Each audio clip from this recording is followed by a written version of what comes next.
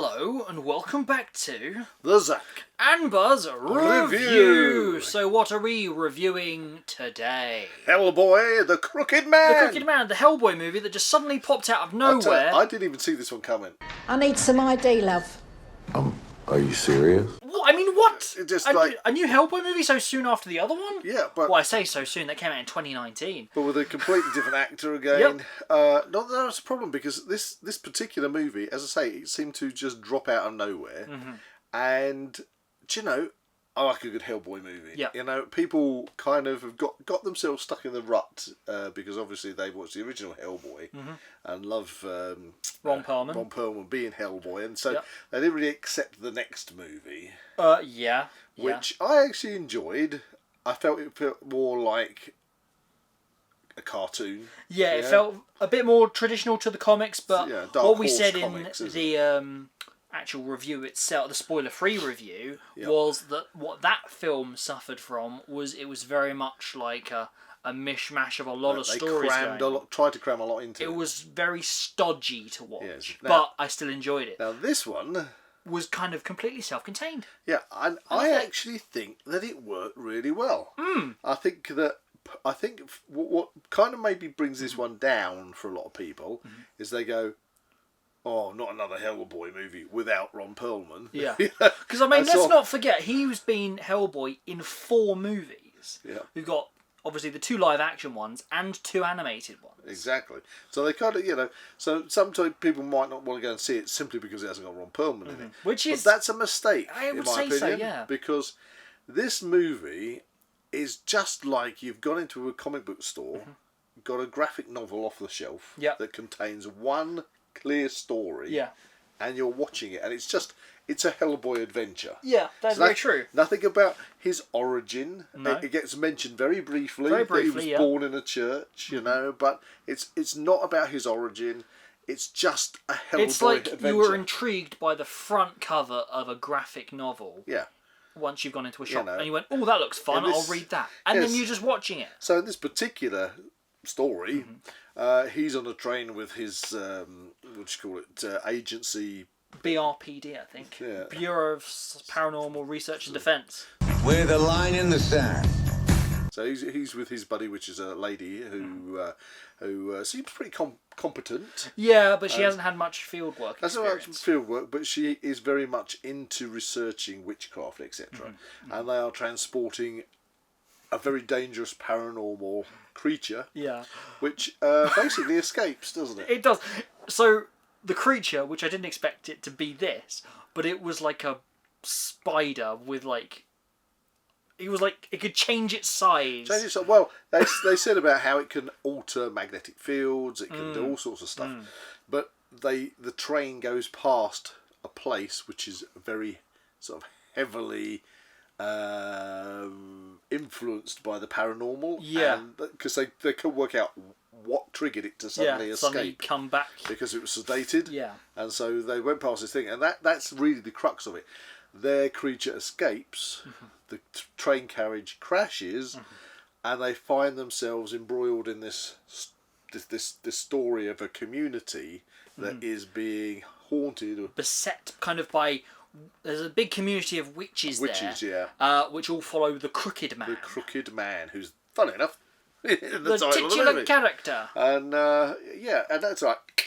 So perhaps at this point we obviously are introduced to several characters that obviously we learn their backstories growing up in this particular place, their association to witchcraft, and then kind of dipping in and out of those circles. That's right. There's a love story in there because the young chap who's he kind of falls for one of the witches and should have fallen for his true love, but that kind of went completely sideways. It's always he the way, regrets isn't it? Falling for the wrong woman, for the bad girl, you know?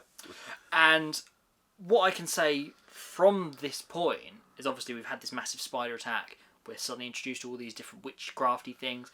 It takes a deep dive into a very horror-esque setting. Yes, it's very kind of... I would compare this... If I was comparing it to the other films, I would say this is the most horror Hellboy movie Yeah, out of the lot. I would actually classify this. It is a Hellboy movie, but it is a horror. It's more of a horror movie than an all-out action movie. Which is where you'd get the stories of Hellboy from the Dark Horse magazine. Which is nice because it's not like global scale, everything life on the planet is in the balance. It's kind of a very self-contained, isolated setting. Story. In the backwoods of America, in the Appalachian Mountains. In the Appalachian Mountains, in this very sort of like isolated community. And I think it's done really well. Yeah, I love the whole feeling and the style of it because it's obviously got its constraints. You can tell that it's had a much lower budget than the other films, and that has kind of forced it to do the things it does. Yeah, but they used again a lot of practical effects. Yeah, It smashes things real good. exactly. And it had a kind of that old-fashioned sort of American witchcraft, witch trials kind of feel to it, you know. So, And do you remember that part where they're obviously at that church? Yep. And obviously the witches can't go onto this hallowed ground. Oh yeah, they're resurrecting. So they all that. basically raise the dead. Yes. And Hellboy's fighting off a load of zombies, and I'm just like having a ball of a time as he's in this church blasting Zombies left, right, and centre. Excellent. It was really good. Really Excellent good stuff. So what else is there to say? It's just a really good. Well, little perhaps movie. we should talk a bit more about the Crooked Man himself. He's a very creepy character, and Yeah, he definitely gets creepy. a penny For every soul. for every soul he sends down to the devil. Which is really cool when it finally comes to like a final confrontation. He suddenly like bursts into all these coins, which was really cool. Yeah, that was I a really good enjoyed effect. it. That was a good effect. And they get the spider back. Yeah, They do. ironically, they get the spider. Ironically, they do find the spider, and his assistant does manage to put her research into witchcraft into action. But Yes. she's told it's not just a case of saying a spell. She's got to really mean it, kind of thing. You got to draw upon emotion. Yeah, and so overall, I think this movie, it stands out as a really good romp. I feel as if there's a good portion of people that might not enjoy it as much as we have. But that's only, I'd say that's probably But more I because it's certainly not enjoyed like big Hollywood blockbuster Yeah, style. yeah. It is just a singular Hellboy story, which I actually think I'd like to see more of, because when a lot of the time when they do movies, Marvel movies and DC movies, they've got to connect it all together. It's always, what's the next big What's the next big hit? universal threat? Yeah, instead of just saying, okay, here is Spider-Man. Spider-Man's going to have a film against somebody, and then it's going to move on. Yeah. And it's just a singular.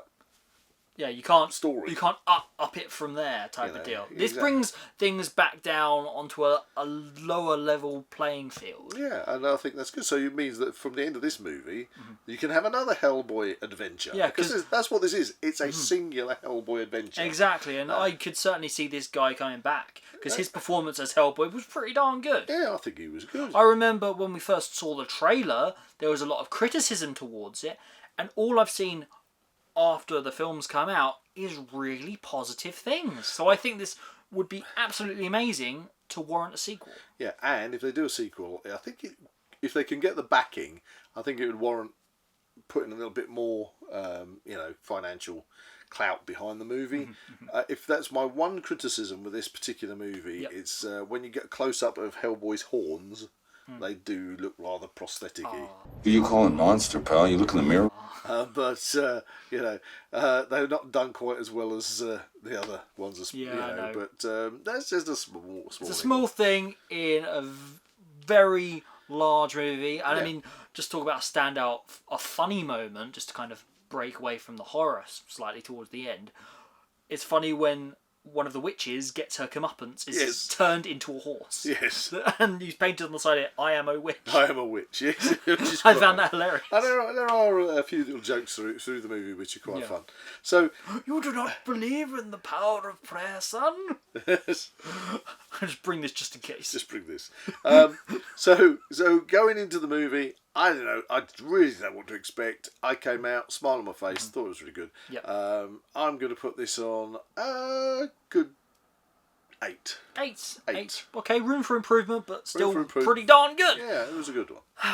I'm going to go 8.5 because I really liked the previous Hellboy movie and I thought that kind of had a very negative kind of response.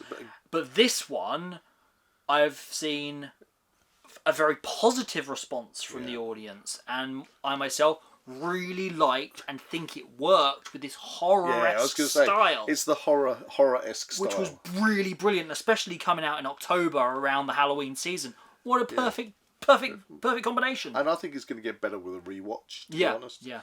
So I'm going to look forward to getting this on 4K. 4K pre-orders are already available. Are they? They are. Yeah, I want to get it on 4K because I think that's going to be really good to watch it again. Yeah. I think there's a lot that you're going to get to see in it that maybe you kind of missed initially. Yeah, because there's a lot of kind of juddery imagery Shots. in there, which would be really nice to analyse. I did like the way it was shot as well. Yeah. And especially, again, going back to kind of some of the more surreal moments in the film, he kind of went into this, it went into his mind, into kind of like a bit of mental trickery going on. Yeah, kind of sort of like about his mother and stuff. Yeah, stuff like that. I didn't go too deep into that, which I was pretty happy about, but it looked cool. It was like this massive bird.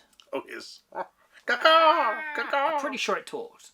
Oh, yes, it did. It did. Yeah. So there we go. That's our review. Hellboy the Crooked Man. If you haven't seen Hellboy the Crooked Man already, definitely go to cinema and watch it. It's highly recommended from us. Oh, you did do it. Hey! If you enjoyed this review, please like and subscribe to this channel. And comment below any suggestions of further reviews you'd like to see. Boom. See you on the next one.